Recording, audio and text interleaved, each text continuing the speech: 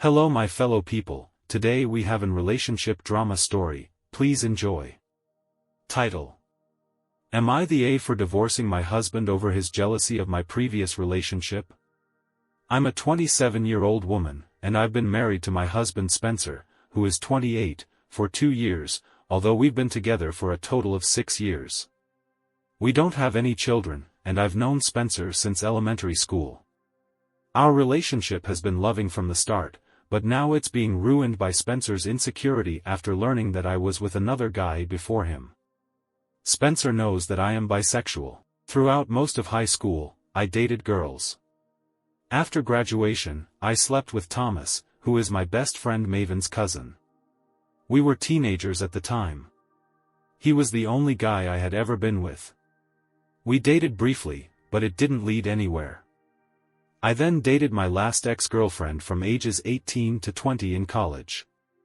After we broke up, I got together with Spencer, and we've been together ever since. Spencer knew about my relationships with girls in high school and college, but we never really discussed our past relationships and flings in detail. Spencer himself had slept with many girls in high school and college. For me, past relationships don't matter. They don't bother me. I'm not a jealous person, and Spencer never showed any signs of jealousy either. One night, Spencer and I were at his best friend's house, where my best friend Maven was also present. We were all drinking and having fun, watching movies, and talking about past hookups. Everyone was discussing their body counts and past relationships. Spencer talked about how many girls he had slept with to his best friend Ace and then boasted that he was the only guy I had been with. Maven, giggling, corrected him by saying, "You mean second." Spencer was confused and asked me if it was true and who it was with. I confirmed it and told him it was Thomas. After that, Spencer became quiet and withdrawn for the rest of the evening, only interacting with his phone. I tried talking to him, but he either ignored me or gave one-word answers. When we got home, he exploded, calling me a whore for having been with another guy. He said he thought he was the only one. I started crying and explained that we never really talked about our past relationships in detail and that it happened before we were together, while he was dating someone else. But he continued to call me names and question my character. I locked myself in our room, and he slept on the couch. The next day, he apologized, blaming it on being drunk, and I forgave him. I thought we had moved past it, but whenever we were intimate or did anything romantic, Spencer would ask if Thomas was better. This became exhausting. I constantly reassured him that he was the best thing that had ever happened to me. Eventually, he stopped, and things returned to normal. That is until I received a text and screenshots from Thomas, whom I hadn't spoken to in years. The screenshots showed my husband threatening Thomas, saying he was going to kill him and wishing he was dead. Thomas is now married with kids, so I had no idea what Spencer hoped to achieve. I apologized to Thomas and explained that I had no idea this was happening. Thomas told me to keep my husband under control and then blocked me. I was furious and confronted Spencer. We had a huge argument, and I told him I was divorcing him. He started crying and begged me not to go, but I left and stayed with a friend.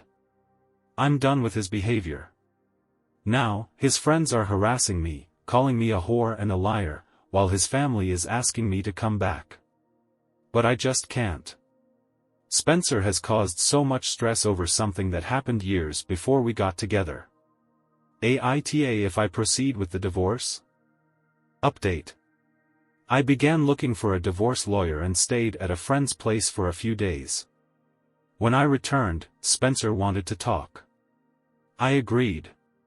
We had a long, serious conversation. Spencer apologized to me, showing regret and even shedding some tears. He expressed his desire to make our marriage work and said he didn't want a divorce. Spencer promised to seek help for his outbursts and anger issues.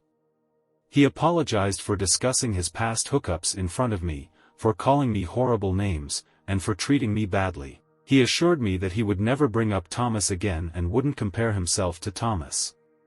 Spencer admitted he had been a huge hypocrite. He acknowledged that he had no right to be upset about my past with Thomas, especially since we weren't together at the time.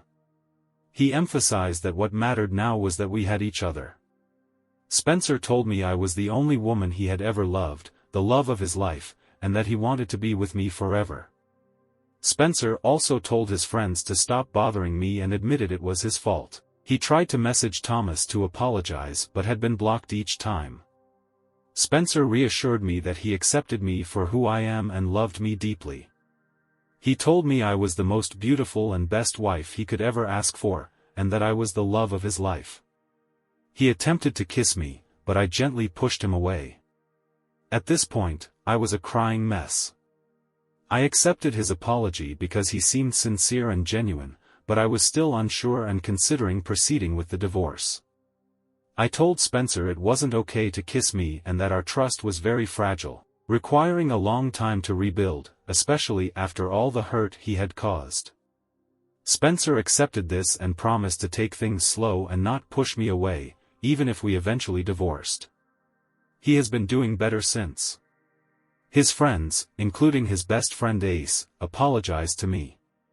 Ace sent me a long message, and I thanked him for it. For now, I'm staying in our guest room, focusing on work, and spending time with my friends. Maven has been my rock, visiting daily to ensure I'm okay and spending time with me. She ignores Spencer now. Spencer hasn't been pushy at all. We talk and spend time together. He's been doing more chores for me and giving me flowers and gifts. I told him not to overdo it, and he stopped. Now, I'm not sure if I want a divorce. I know what Spencer did was wrong. I usually give people chances, and I feel like Spencer deserves one. I won't forget what he said or his threats to Thomas, which scared me. My head is just puzzled, and I don't think I want a divorce anymore. That's really all. I'm just very confused about what I want to do now.